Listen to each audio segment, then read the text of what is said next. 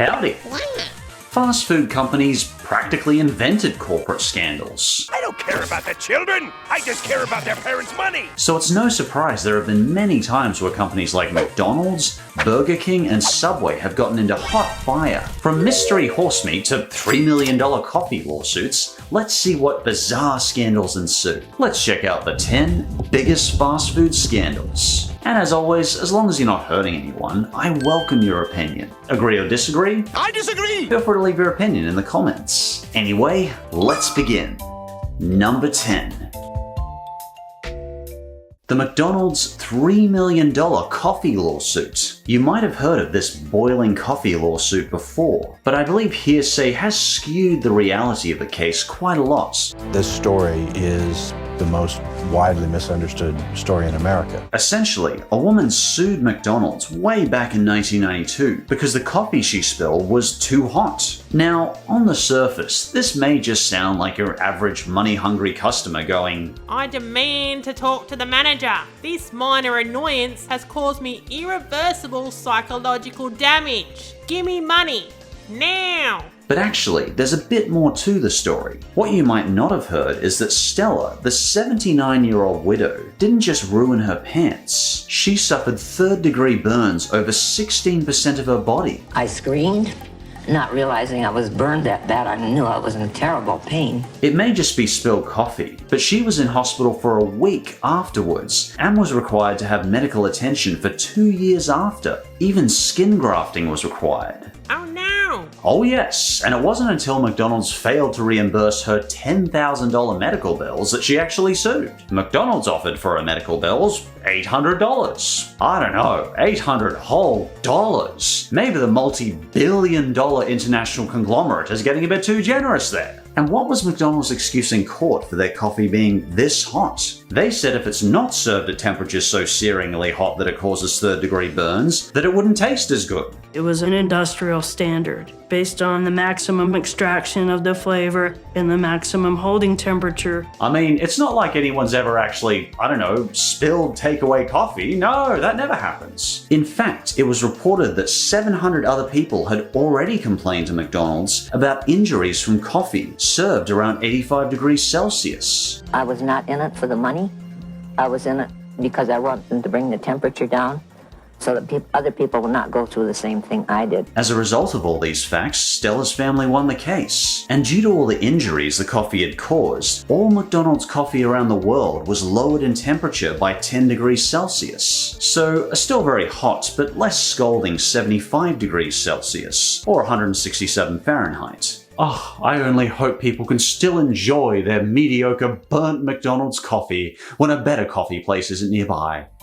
And coming in at number 9, Burger King contains horse meat. I don't blame you if you think this sounds like conspiracy hyperbole, but hear me out. Back in 2013, investigators did find some meat suppliers were mixing horse meat in with some beef products. That is profoundly sad. And what was one of the top companies involved with this meat supplier? Yep, Burger King. When Burger King was investigated, horse meat was discovered. Apparently, very small, trace amounts of horse were found in their burgers. But it is worth reiterating, it was trace amounts. And burgers actually taken from the restaurant tested negative for horse. But some customers were mad, and they shouted till they were hoarse. Oh, brother, this guy stinks! Anyway, a lot of reputation damage was done from these claims. You could say Burger King had a lot of naysayers. It's worth every penny. Whoa, sorry, I'll stop. This tainted food crisis threatened customers' confidence in Burger King. I still remember hearing about it years ago when I ate at Burger King and thinking, hey, I signed up for cow, not Bojack. But it's also important to say, health authorities said there was absolutely no danger to consumers. To some degree, flesh is flesh. Horse or no horse, you'll be fine. The vice president of global quality at Burger King had this to say about the horse meat scandal. The company is deeply troubled by the findings of our investigation, and we apologise to our guests, who trust us to only source the highest quality 100% beef burgers. Our supplier has failed us, and in turn, we have failed you. But honestly, props to Burger King for not trying to conceal it or deny it. They admitted, contrary to what their meat factory assured them, their restaurants had been linked to the horse meat scandal. And personally, I don't always expect that kind of transparency from massive fast food conglomerates. In the end, Burger King tried to keep worried customers happy by switching to less horsey meat suppliers. So when you hear rumors of Burger King and horse meat, that may just be leftover hearsay from this crazy scandal back in 2013. Number 8. The Krispy Kreme Club is born, and club is spelt with a K. Oh my. Either Krispy Kreme has a creepy white supremacist club, or someone in the naming department needed to be fired. But not pointing the fingers, they could have been done better. That's a name that catastrophically backfired. Catastrophically with a K. You see, back in 2015, a UK Krispy Kreme store hoped to bring in new customers with a new club, a donut decorating club they'd call the Krispy Kreme Club, with a K. So to make sure customers knew about their fancy new club, they advertised it on Facebook. Krispy Kreme brings you KKK Wednesdays.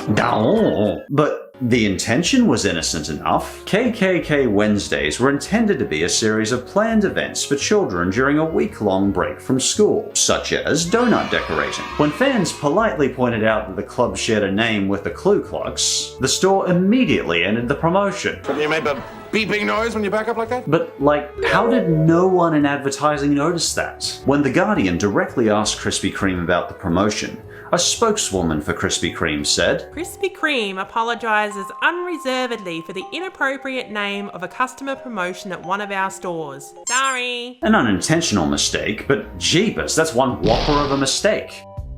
And for 7 lucky 7, the Subway chicken is not real chicken. This scandal was just a miserable fail for Subway in every sense of the word. So back in 2017, I watched this CBC Marketplace video.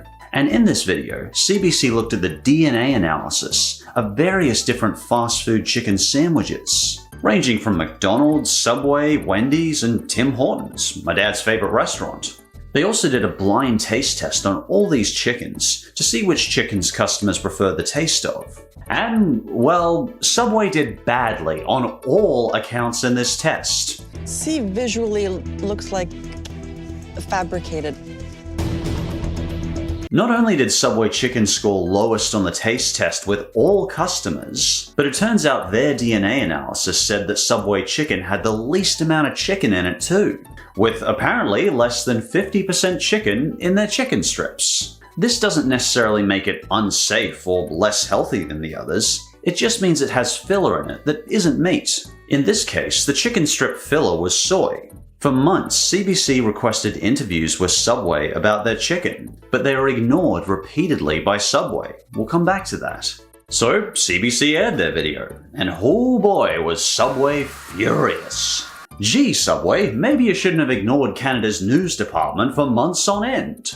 They could have very quickly cleared this whole thing up. Instead, Subway filed a $210 million lawsuit against the CBC. Because apparently, public broadcasting just has too much money. Subway even individually sued the producers and host who worked on the show. Yeah, real classy, Subway. Subway alleged that CBC Marketplace had unfairly damaged Subway's reputation and hurt sales. Subway even fired back their own study to prove that their Subway chicken was real chicken. They claimed that the CBC studies were flawed. Eventually, the lawsuit was dismissed in court, and Subway waddled away with their tail between their legs. The judge also ordered Subway to pay CBC $678,000 in legal costs, fees, and reimbursements. Again, Subway, I remind you, you could have just not ignored CBC and just answered their questions. You could have potentially cleared this whole thing up early. Maybe they could have reached a peaceful agreement and done that second DNA test with CBC. Instead, they just acted like jerks and smeared their own reputation. They made themselves look like a complete bully to the public by suing the CBC and various Canadian citizens. I don't always side against fast food joints, but in this case, I think Subway earned this smear. And from my own personal perspective on this CBC Marketplace video, even if the CBC test wasn't 100% accurate, I didn't really care that much. Personally, I don't care if Subway's chicken is more chicken or soy. Soybean is still perfectly healthy, there's nothing wrong with it. As long as it tastes okay and is relatively healthy for fast food, I don't care. As for the show itself, personally, I love it. I appreciate CBC Marketplace trying to keep consumers safe for over 50 years now. That's dedication. I'm sure no one on CBC is ever watching this, but props to you and your team anyway. And for number 6, expired meat is sold to McDonald's and KFC. This one actually takes us way back to 2014 in China, where undercover reporters from Dragon TV snuck in to film an American-owned Shanghai meat factory. Inside, they discovered employees changing the dates on expired meat with their bare hands, and even processing food that had fell on the floor. Ew. They then sent this super dodgy expired meat to restaurants. As you do. When KFC and McDonald's discovered this, they were not pleased. KFC immediately dropped the supplier, though McDonald's kept the supplier but just changed to a different meat factory. Hopefully one with some slightly more regulated hygiene standards. The entire incident saw KFC and McDonald's have a major hit to their reputation. Even their stock suddenly plummeted up to 4%. That may not sound like a lot, but when we're talking a percentage of millions of dollars, that's a lot. What did the responsible meat factory OSI have to say? They said they were appalled. Appalled at being discovered, maybe. We have zero tolerance for compromising food safety. We believe it to be an isolated event, but we take full responsibility for the situation.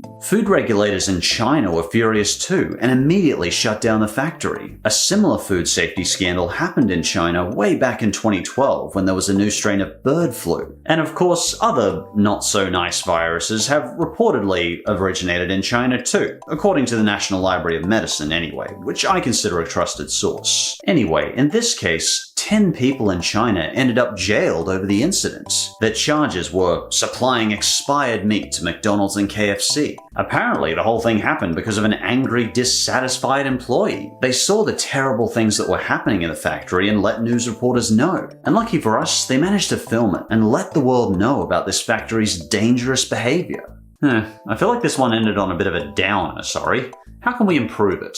And that's the way it is. Ah, yeah, that's much better. Thanks, honey. Next one. And for our 5th fast food scandal, Taco Bell's mystery meat. Ooh, more mystery meat. Back in 2011, Taco Bell had a lawsuit filed against it. Basically, the lawsuit issue was that Taco Bell's seasoned beef didn't contain enough beef to be actually called beef. And you know, beef not actually being beef, that is gonna bother some people. USDA standards needed Taco Bell beef to contain more beef. But instead of beef, the meat contained more oats, seasoning, and fillers than actual beef. Now obviously, it's nothing dangerous to eat in their meat. Oats are perfectly fine. I have them every morning. They're just not, you know, meat. And Taco Bell uses their non-beef beef in everything. Tacos, tortillas, nachos, gorditas, and whatever else they can stuff in it. And at first, this lawsuit hit Taco Bell's reputation pretty hard. Like, people had real beef with this beef. Controversy on Taco Bell's beef was everywhere. For a while, it wasn't that weird to have someone at Taco Bell tell you, Hey man, did you know Taco Bell beef is practically vegan because it has so little meat? Man, I'm just so smart. So Taco Bell hit back with their $4 million Real Beef campaign, refuting the allegations. Like this ad here, where the ad brings on employees to speak about the company. It's a bit scripted, but I get they're trying to be transparent and it gets a point across. If anyone should know about our seasoned ground beef, it's me. It's me. I believe in the quality of our seasoned beef. Our seasoned beef is 88% premium ground beef. They even straight up listed all the ingredients of their beef on their website, and I do mean all of them. Though this resulted in controversy as well, as Taco Bell tried to use layman's terms to explain the long list of other ingredients in the beef, like maltodextrin, sodium phosphates, and cellulose. Chemicals like these are actually found in all types of everyday foods to help give them their taste and smell. For example, if you gave a banana an ingredients list, it would have some ultimately harmless but scary looking ingredients. If you do have a friend who's obsessing a little too much about those artificial chemicals in food, maybe remind them that all food has chemicals in it. Hell, you and I are an amazing collection of chemical reactions. Chemicals aren't that bad. Natural ingredients aren't necessarily healthier or any different from ingredients made in a lab. Cyanide is a natural chemical. That doesn't make it good. But my rant aside, props to Taco Bell for trying to be transparent and explain their ingredients. But unfortunately, despite their best efforts, Taco Bell's mystery meat reputation has never fully recovered. Number 4. I've lost my feel for these. McMillions. Well, here's a bizarre scandal. One ex-cop steals $24 million from McDonald's over 12 years. This guy was chased down relentlessly by the FBI as he got together a network of mobsters, psychics, strip club owners, and drug traffickers to do what? He stole McDonald's Monopoly stickers. Okay. So, you've probably seen the McDonald's Monopoly promotions before. Chances are, on some country in the world, one's going on right now. There's still time to play the Monopoly game at Macca's, but time's running out. Play the Monopoly game at Macca's today. They've been known for many names, such as Monopoly Pick Your Prize, Millionaire Game, Golden Chances. The games have had a lot of names. They've been actually running this Monopoly promotion since 1987, so a long frickin' time. Basically, you peel off these tokens from drink cups and fries packets to see if you want a prize. By completing groups of properties like Baltic and Mediterranean avenues, players could win prizes like cash or maybe even a game console. Now you're playing with power. Instant win prizes could score a free filet-o-fish or maybe even an entire Jamaican vacation. But in 1995, prizes ballooned from thousands of dollars to a massive $1 million prize. That's over $1.7 million today, or half a house deposit. And much like the Monopoly game itself, these properties could be traded to get a match. Some were put into massive bidding wars on eBay. Armed robbers even held up restaurants demanding Monopoly tickets. Nah man, don't go for the cash. The real money, that's in the Monopoly pieces. It sounds stupid, but it was true. Customers flooded to buy food to get more pieces, and Monopoly quickly became McDonald's most profitable marketing device since the Happy Meal. And that is saying something. Collect all 10 toys, each free with every Happy Meal. But back in 2001, a company was hired by McDonald's to organize and promote the game. But they failed to recognize that their chief of security, Jerome, was able to remove the most valuable game pieces while he was carrying their sealed box. He must be a master of disguise. How did he do it? Well, he hid in the one place his female auditor couldn't follow him, the men's airport toilet. Classy! He then passed his toilet treasures onto friends so they could redeem them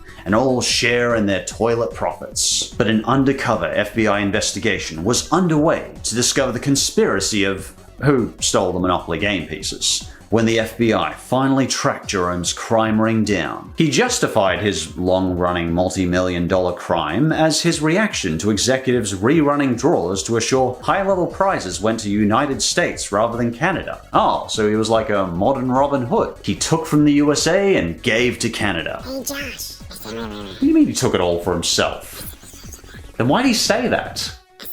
What a complete goose. And Jerome's crime network managed to steal these valuable McDonald's prizes for 12 freaking years before finally being arrested. And needless to say, when the public found out, they were not pleased. The whole fiasco caused a public backlash to McDonald's. Millions of customers realized the games had produced hardly any legal prize winners for the better part of a decade. To make up for the previous stretch of tainted games, McDonald's announced a special $10 million instant cash giveaway, with that total split among 55 different winners who were chosen at random. The McDonald's CEO had this to say about the giveaway. McDonald's is committed to giving our customers a chance to win every dollar that has been stolen by this criminal ring.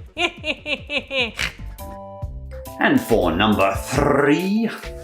McDonald's sneaks meat into its vegetable oil. Throughout all its history up till 1990, McDonald's has openly stated it cooks its fries in beef fat, so basically lard, which is like the worst thing for the human body ever. But after some pushing from consumers, they did eventually switch to vegetable oil. At first, I didn't quite understand what was so controversial about this switch, but then I remembered some people like their fast food to be vegan friendly, and some vegans were not pleased to discover the McDonald's vegetable oil had meat in it. Not that I personally mind, but why do we need meaty vegetable oil? Apparently on the fries ingredients, the natural flavors item included beef products. These are McDonald's fries.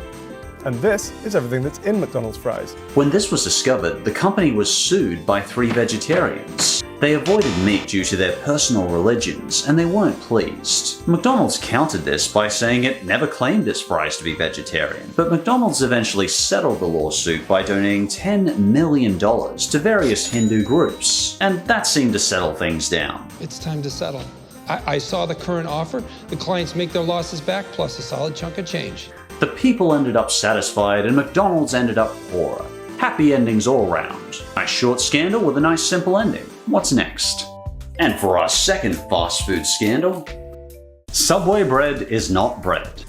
You just couldn't stay out of trouble, could you, Subway? Bread can't just be, bread. What do I mean? Well, in 2020, the Ireland courts ruled that Subway bread has so much sugar in it, it can't legally be defined as bread. In a legal dispute about staple foods, the court found that Subway bread had too much sugar to be able to be classified as a staple food. Basically, they saw Subway bread as more of a confectionery, like a donut, not, bread. And when I first heard this, I was like, really? Most bakery foods are like crack to the brain. In fact, I barely taste the bread unless they put meat, sauces, and salad on it. How do they possibly hide all that sweetness in their bread? But I discovered why this might be. A spokeswoman for Subway from my own country, Australia, said bread served in Australian Subway restaurants was formulated especially for Australian guests. The dough was prepared by Australian suppliers, and apparently our Subway bread in Australia is classified under Australian nutritional guidelines as low sugar. It's also worth mentioning that Ireland has much more stringent standards than the USA on what can be classified bread, though at this point USA is so lax on sugar that I suspect they could classify a donut bread. In the USA, Subway had this to say about the court ruling. Subway bread is of course bread. We have been baking fresh bread in our restaurants for more than 3 decades now. We have bread that smells as good as it tastes. Well, maybe if you're really into the smell of cardboard, no judgment here. Honestly, I probably eat more at Subway than any fast food restaurant on this list, so no judgment against Subway's food. And I think the #1 biggest fast food scandal is Supersize Me. It's hard to get across just how big this story was. If you're watching this, there's a good chance you've watched or at least heard of the Supersize Me documentary. You might have also heard of the massive backlash from both McDonald's and other people. This documentary on American obesity majorly dented McDonald's reputation, and while the company's reputation has recovered now, it took years for it to fully recover the infamy it gained from this documentary. In fact, even Simpsons has parodied this documentary. 1 month of eating Krusty Burger and nothing else has transformed me into a morbidly obese, toilet-busting American. Basically, filmmaker Morgan Spurlock wanted to ask in this documentary, is fast food really that bad? So he ate only McDonald's for his meals for 30 days. Would it be unreasonably dangerous? Short answer, yes. Long answer, oh jeebus, yes. As he goes on to his McDiet, Morgan's physical and mental health plummet like a rock. I woke up, felt like I was having heart palpitations. I felt depressed and exhausted most of the time. My mood swung on a dime. Within 5 days, he'd gained nearly 10 pounds. And by day 30, he'd gone from a perfectly healthy 32-year-old man to gaining 24 pounds, 11 kilograms, and a dangerously high cholesterol level, and doubling his risk of heart disease and heart failure. His doctors got very worried very quickly.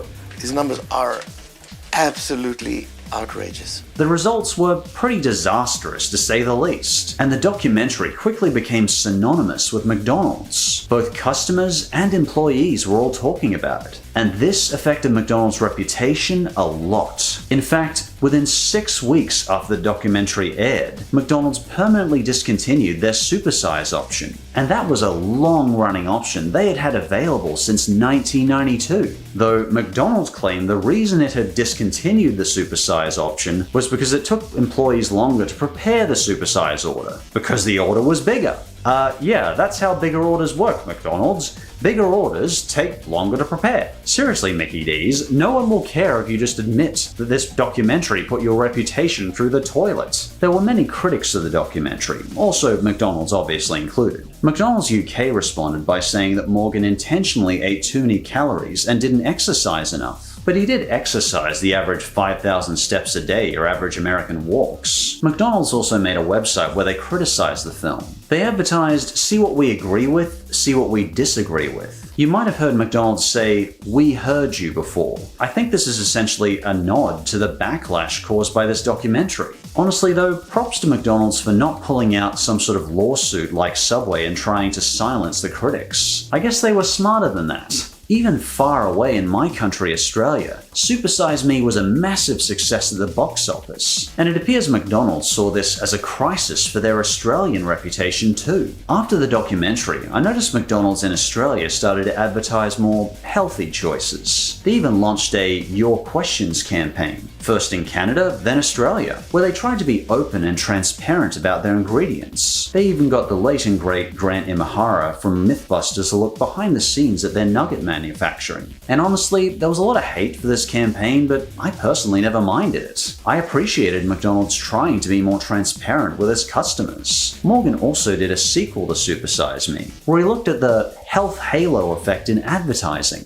Modern fast food joints often hide their foods behind a veneer of healthy advertising. They'll put a bit of salad in there and use words like fresh and natural and handcrafted, gluten-free, cage-free eggs, all that jazz. And they tend to use more pristine, fresh, green-looking colors. He discovered nowadays it's less about the food's nutrition and calories, and more about how it's made and how it's presented. Some critics of the documentary claim that Americans already know that fast food is unhealthy, which I guess is a fair criticism, but I think hearing a food is bad for you is very different to understanding a food is bad for you. For example, understanding by seeing the effect that food can have on a person over 30 days. But regardless, Supersize Me had a massive impact on McDonald's, and to this day, I still don't think we can fully get the effect it caused. And that, my friend, brings us to the end of our scandals list. Over the decades, there have been an absolute boatload of these scandals. And if you think I missed any scandals, you have an opinion on these scandals, or you just want to say hi, feel free to leave your thoughts in the comments below. Also, if you'd like to see something very weird, I recently published the PhantomStrider iceberg video for my members. My fiance and I have also done videos on the worst fast foods, or the most hated and loved junk foods. If for a couple of bucks you'd like to try joining the member community, you can click the join button below or the link in the description. But regardless of that, thank you for watching to the end of the video. I appreciate your time, and hopefully I'll see you next time.